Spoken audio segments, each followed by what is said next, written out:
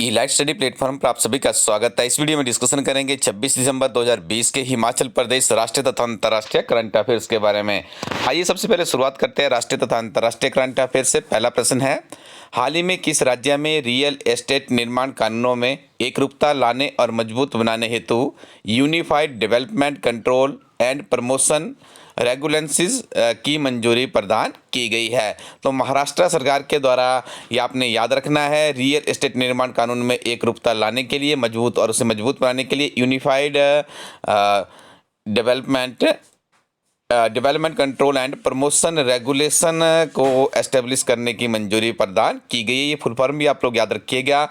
UDCPR stands for unified development control and promotion regulation.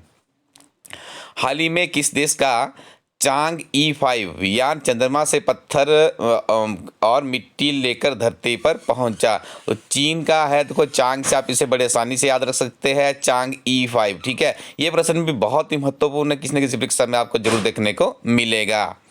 Bharat सरकार और किस बैंक के बीच मनरेगा योजना के माध्यम से आत्मनिर्भर भारत अभियान को बढ़ावा देने के लिए $1 अरब के ऋण समझौते पर हस्ताक्षर हुए हैं? तो न्यू डेवलपमेंट बैंक के साथ में ये हस्ताक्षर किए गए हैं भारत सरकार के द्वारा, ताकि मनरेगा योजना के माध्यम से जो आत्मनिर्भर भारत अभियान है उसे और भी सुदृढ़ किया जा सके। भारतीय पैरालंपिक समिति पर लगाए गए प्रतिबंध को किसके द्वारा निरस्त किया गया है? खेल मंत्रालय के द्वारा जो भारतीय पैरालंपिक समिति थी उस पर प्रतिबंध को समाप्त कर दिया गया है। भारत में संसद के कितने सत्र आयोजित होते हैं? This is very important. तो 3 सत्र भारत में आयोजित होते हैं। जो पहला सत्र है उसे बजट सत्र कहा जाता है। उसका आयोजन होता है जनवरी के अंत में शुरू होता है और अप्रैल के अंत या मई के पहले सप्ताह तक समाप्त हो जाता है। यह सबसे लंबा सत्र होता है, ये भी आपको याद रखना है। दूसरा सत्र की बात करें तो दूसरा सत्र मानसून सत्र होता है, जो आमतौर पर जुलाई माह में शुरू होता है और अगस्त में खत्म हो जाता है। तीसरे सत्र की बात करें, तीसरे सत्र का नाम है शीतकालीन सत्र, जो कि नवंबर से दिसंबर में आयोजित होता है। अमेरिका ने किस देश के प्रति सख्त रुख दिखाते हुए करेंसी मैनिपुलेटर्स यानी मुद्रा में हेरफेर करने वाले देशों की निगरानी सूची में शामिल किया है? तो भारत को यहाँ पे इस सूची में शामिल किया गया है। हाल ही में किस देश के पूर्व क्रिकेटर एरिक फ्रीमैन 76 की आयु में निधन हो गया? ठीक है, इनका संबंध किस देश से था? ठीक है, तो ये क्रिकेटर थे ऑस्ट्रेलिया के। राष्ट्रीय जल विज्ञान परियोजना किस मंत्रालय द्वारा संचालित की जा रही है? देखिए, जल विज्ञान योजना तो नेचुरली है, किसे कौन संचालित कर रहा होगा? केंद्रीय जल मंत्रालय। रिजर्व बैंक ऑफ इंडिया ने RBI वर्किंग पेपर्स श्रृंखला की शुरुआत कब की थी? तो मार्च 2011 में रिजर्व बैंक ऑफ इंडिया के द्वारा RBI वर्किंग पेपर श्रृंखला की शुरुआत की थी।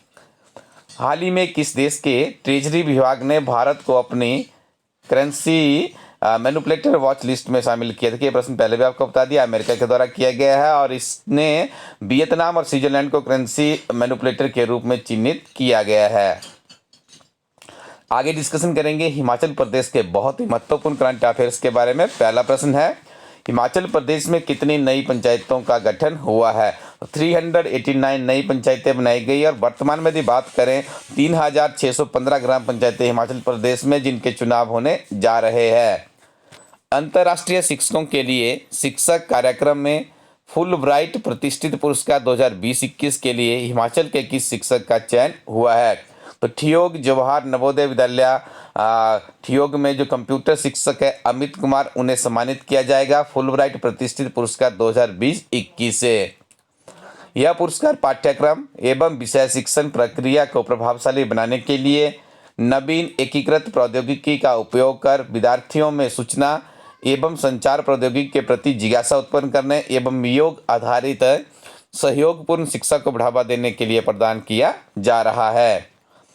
पूर्व मुख्यमंत्री जयललिता के जीवन पर बन रही फिल्म थलीलवी में हिमाचल की कौन सी अभिनेत्री काम कर रही है? तो थलीबी फिल्म में हिमाचल की अभिनेत्री है जिसे बॉलीवुड की क्वीन के नाम से भी जाना जाता है, कंगना रनौत इस फिल्म में काम कर रही है।